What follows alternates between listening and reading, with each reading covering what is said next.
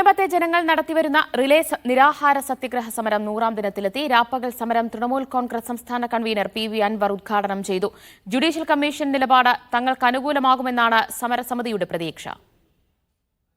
2024 October 12-ന് Munambam Velankanni മാതാ പള്ളിമുറ്റത്ത് ആരംഭിച്ച സമരത്തിന് 100 ദിവസത്തിനുള്ളിൽ നാനാഭാഗങ്ങളിൽ നിന്ന് പിന്തുണയെത്തി. കേന്ദ്രമന്ത്രിമാർ, പ്രതിപക്ഷ നേതാവ്, MLA മാർ, ബിഷപ്പുമാർ, സന്യാസ സമൂഹം, സാംസ്കാരിക നായകന്മാർ, വിവിധ സംഘടനകൾ എന്നിവർ സമരപ്പന്തലിലെത്തി ഐക്യദാർഢ്യം അറിയിച്ചു.